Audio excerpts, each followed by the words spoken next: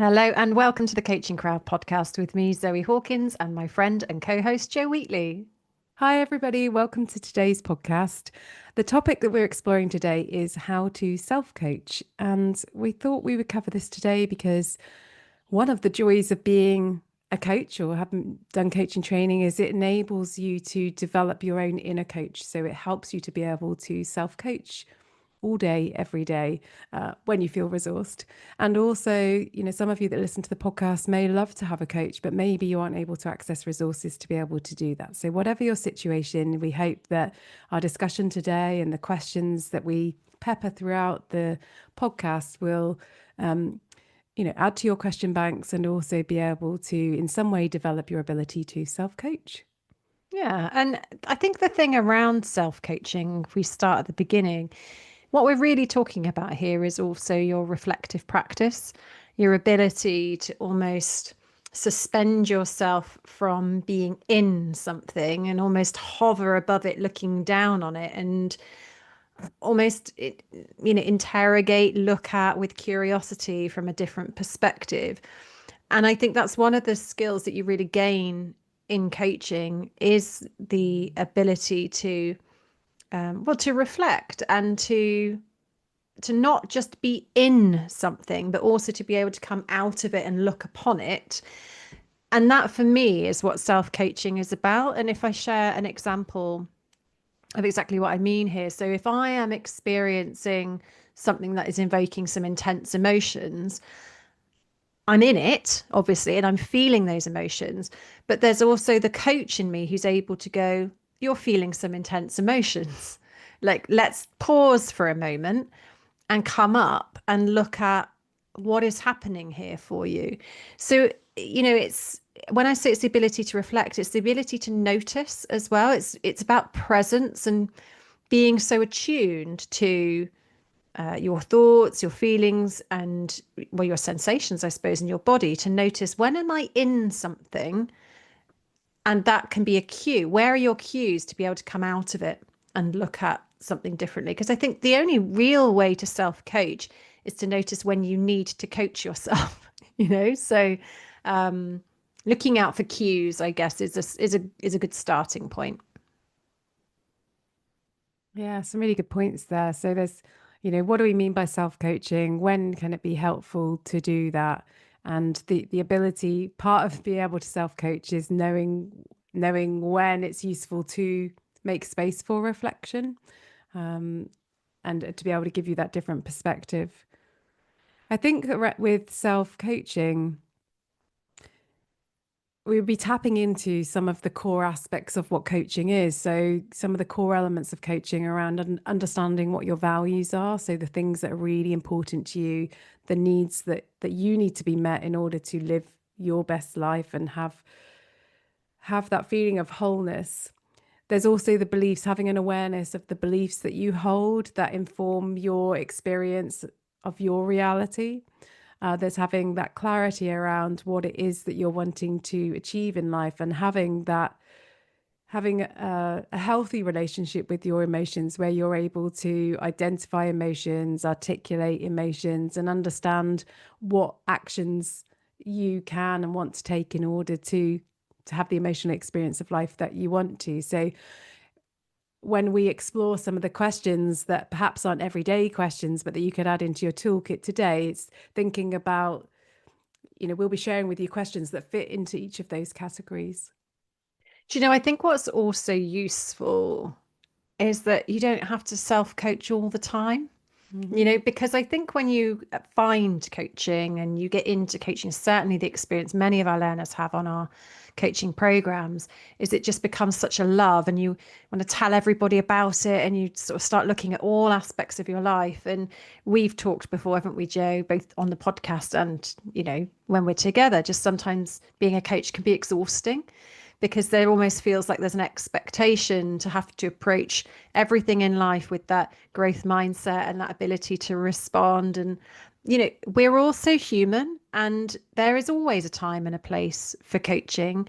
And sometimes when you're in the thick of something, you don't have to come up and self-coach yourself out. You can just be in it, and being in the messy, of life and in the the complexities and uncertainty of life, that's valid experience too, because there will come a point in time where you can reflect back on those parts of your life, and if you want to take the learning and the experience from it. So as we share this podcast with you today, know that you don't have to do this every minute of every day. It's not about being a superhuman. It's just like, take what's useful, apply it to your life when you're at a point where you recognize, oh, I'd like to achieve something different, or I'd like to think in a different way, be in a different way, feel something that is different from what I'm having now.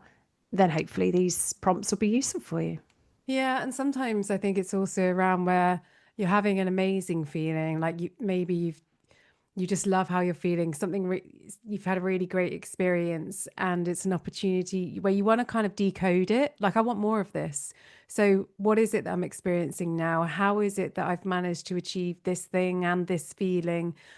What can I learn from what's got me here that I can then apply moving forward so I can have more of that in my life? I think, they're really important opportunities as well. And whilst I was sharing those kind of topics or areas in which you might kind of ask yourself questions around, I think, when you train to be a coach, you're learning about different coaching methodologies. So you'll learn about things like transactional analysis and the concepts within that, NL, neuro-linguistic programming, some of the concepts and beliefs around that. You might learn a little bit about Gestalt, clean language. You might do some nature-based stuff. You might do some somatic stuff. Like, there's all sorts of different aspects, methodologies, views on coaching theories, transpersonal approaches. Also, I mean, there's loads. You can't do it all in initial coaching training, but what I would say is, you can access all of this through books, through podcasts, through AI. Like, there's so many ways to access that, and I think once you have some understanding of some of those theories, it can help you as well when you want to challenge yourself to break out of maybe a repeated pattern of thinking that you've noticed is not getting you anywhere. And not only is it not getting you anywhere, but also you're starting to feel worse. And you're like, I need to change something. Where do I start in order to do that? So, you can go to theories, you can go to, different sort of buckets of questions. So shall we start by just offering in some questions that maybe people don't ask themselves every day, but might assist with some self-coaching? Yeah. Why don't you shoot, Joe? Okay. You could ask questions like, what am I facing? What am I facing right now? For some people, that will bring up a real visual. They almost will put themselves into a movie when they're trying to answer that question and think, what am I looking at? Not everybody will have that experience, but you might also follow that with like, what am I telling myself about this? So what am I facing and what am I telling myself about this? Or what meaning am I assigning to this? So those beliefs-based questions is where we're starting to sort of explore with those kinds of questions. Mm. Yeah, and I think there's a piece there where you start to kind of tap into beliefs, that it's also worth tapping into emotions. And this won't be anything new because obviously our listeners have heard this before. But I think questions related to feeling. So obviously, how am I feeling right now? Mm.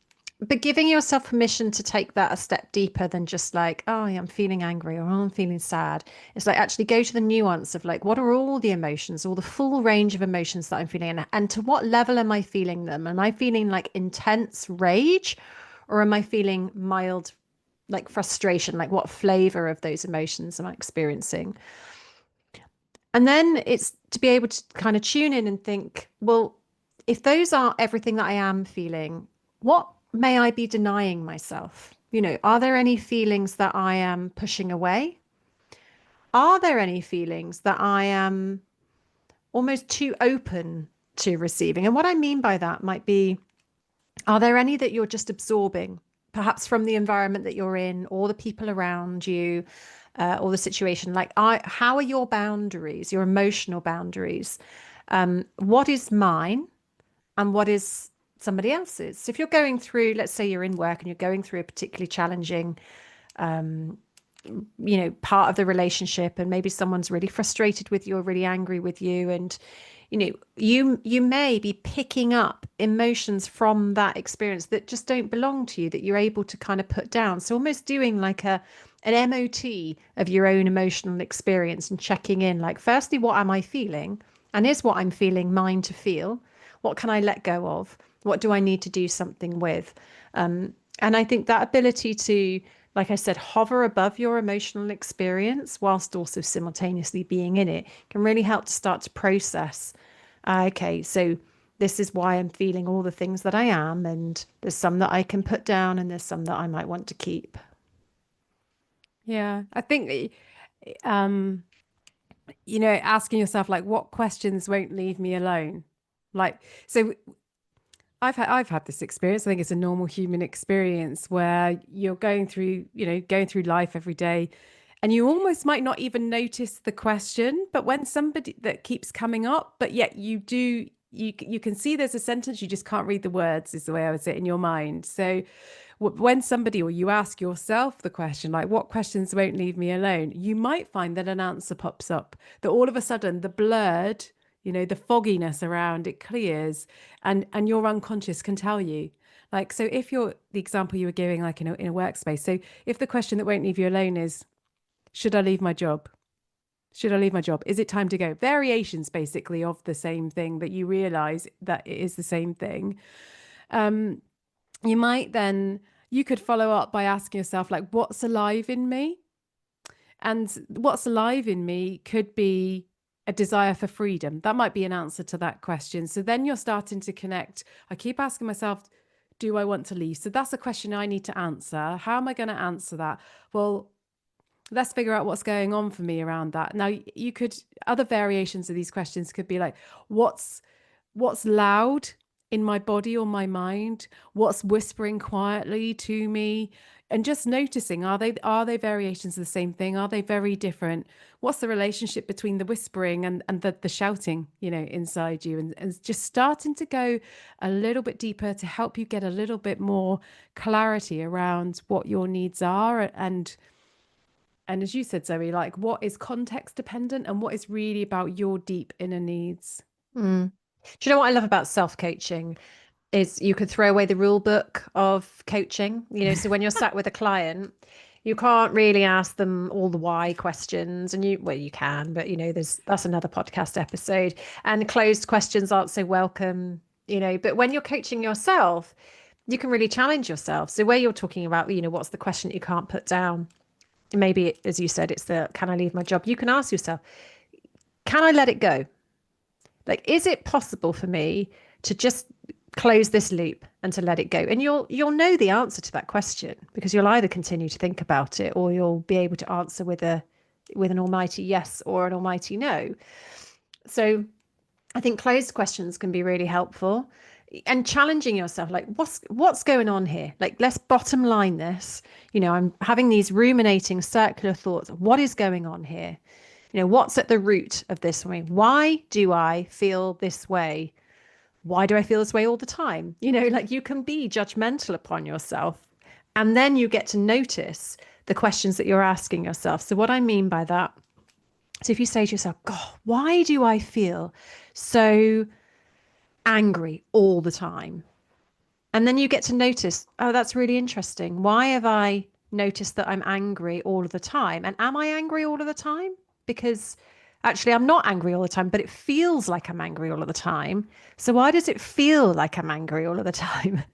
And there's that kind of spiral of thinking. You start to get into mine and Joe's head now around, start where you have energy to inquire, into what is happening for you, and then start to inquire about your inquiry. And you can see where that takes you. Because I think it's that level of reflection and that level of um, practice that can really help you to access more of your unconscious thoughts than the everyday conscious ones that swirl around. Yeah. And, in amongst these kind of scenarios and questions that we're peppering in, if we take like the work situation, you might start to kind of expand that out into possibilities. So, like, what can I test safely? So, let's say if you're thinking, should I stay or should I go? What could I test safely? that might get you thinking, well, maybe I could have a conversation with my manager. Like, because what are the things I really don't like? What's the reason I want to leave? Is it possible to solve that? What have I done to solve this? Or it might be like, well, the reason I'm thinking about leaving is because I've got this unfulfilled, this interest that I can't really express in work. There's a part of myself that I can't express. Maybe if I could express that outside of work, or could I do that full time, or would I need to reduce my hours? So, what can you test safety? So in essence, that's like, what's the smallest next thing that you could do that would help you to feel like you're being proactive Mm. in terms of achieving where you want to go. If you want to go a little bit more, existential, if you like, about that, then you could ask yourself questions around like, what patterns or what synchronicities, what nudges am I noticing in myself? Mm. So I do feel like I shared with you, didn't I? Like over the last couple of months, I was like, I feel like the universe is trying to nudge me like into, this direction or that direction because I really felt it. Now, you might not have those experiences and I don't have them all the time, but I notice when I do have them. So I think it's about having the self-coaching is about having a playfulness to be able to ask yourself questions that you don't have to have answers to. The question doesn't even need to be valuable to you. It could be an absolute waste of time. And that's fine because it's almost like you're looking through a trash can until you find something that actually is useful. And you're like, that's it. Because in reality, even in a coaching session with a coach, the value that you're going to get from that is probably, you know, one or two things. It's not going to be every moment of the whole conversation has been like entirely valuable, but it's the little bit of new insight. It's the micro that often makes the biggest difference. Those, like the metaphor that people often talk about, like, of the boat or the ship, and you just nudge it, and that actually over time you end up in a completely different place. Mm. I think it's a really valid question to ask yourself. How do I know when I'm self-coaching? And how do I know when I'm just overthinking something? Mm. Because if you're a reflector, you might be listening to this thinking, well, I have those conversations with myself all the time, but I never get anywhere. And I think that's the nugget. It's about action. It's not just about the thinking. So, yes, the thinking and the reflective practice is one aspect of coaching. It's helping you to learn and reflect on where you're at. But really, coaching is about change. It's about moving forward. So, in the example you gave there, Joe, around like what's the first next step, it's like start to notice, like, are you taking action or are you stuck in a thinking loop? And that's a great question to ask yourself. Am I ready to take action or am I stuck in a thinking loop? And you might be like, oh, I don't like the term ready to take action. Okay, so if you're not ready to take action, then what are you? Are you afraid? Are you hesitant? Do you not have enough information? Do you have like a knowledge gap? Do you have a support gap? Like what is the thing that is stopping you from taking action? And just notice, like, okay, so if I wasn't afraid, then I might do X, Y, and Z. Okay, well, can you do it anyway? Because chances are you can with the right support. So I think there's a piece of just noticing, you know, are you taking action whilst you're in this reflective internal coach phase? What's the product? What's the outcome that is also supporting you being able to achieve what it is you want to do? I would summarize that as like radical personal ownership, which Mm, is that like, what am I prepared to take accountability for? And I think one of the things that can be daunting about coaching, whether you self-coach or you enter into, a coaching relationship with a coach, is that, the coach is going to do their coaching thing, but it's only going to be effective if you as the coachee take action. And that action might be reflecting more deeply on something. It might be around, it doesn't have to be very, very practical things because the outcomes can be different. But it's like, so in a way, a precursor question to self-coaching is like, how can I resource myself so that I can self-coach effectively? mm, And that might be making sure that you have a window of time in your week, in your day, whatever, where you can have uninterrupted time. And that could be where it's really quiet. It could be sat on a beach. It could be working out at the gym. Maybe that's where you process whatever it is. Maybe it's about changing your diet so that you feel like you are literally resourcing yourself and investing in yourself in every aspect of your life. But so whatever that the answer to that resourcing question is, for some people it's having other people. So it's like doing some of the self-coaching, but then the resourcing bit is then having other people that they can share their reflections of the self-coaching with, and that helps them then to get into motivate them into action. There's like an accountability piece that supports them then to get on and do that. So I think it's a really important part of self-coaching. Yeah, and to follow that, I think there is something about your success criteria as a self coach. So we would talk about on this podcast, how do you know when you're a great coach? What are the success criteria of a coach? And it's a great question to ask of like, how do I know when I'm being a great self coach? And you'll have your own criteria for this, but I think one of the criteria I invite you to explore for yourself is what will be different. So if you step into self coaching for whatever it is that you may be experiencing, what will be different as a result of your self coaching? Maybe that's the way that you think about things. Maybe it's the emotions that you're experiencing about things. Maybe it is about progress, action, and growth. They're all valid. And what it presupposes is that something will be different as a result of you engaging in self coaching. And you sharing that, the thought that came into my mind is this is really about your relationship with yourself. And you have a relationship with yourself. You get to determine what relationship you want to have with yourself. So, do you want your relationship with yourself to be that it's like you and your inner critic, or do you want your relationship with self to be you and your inner coach? And if you get to choose, which one of those do you want to develop? And so some people would say that the difference between like the people that are stuck and the people that are moving forward is the quality of questions that each person asks themselves. So going back to that internal narrative that you have. And it's not about complex questions. Self-coaching and coaching in general is not about complex questions.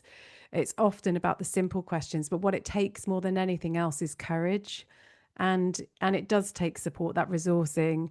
So there's so much more that we could say about self-coaching, but hopefully our conversation today has had something valuable for you in it, whatever you choose to take. And if you enjoy listening to our podcast, we would really, really love it if you could just take a few minutes to leave us a review, rate or subscribe to the podcast, tell other people about it. So if you think it would be valuable for others, more people can join us in the conversations that we have and in the mission that we have, really to enable as many people as possible to access knowledge and joy from coaching.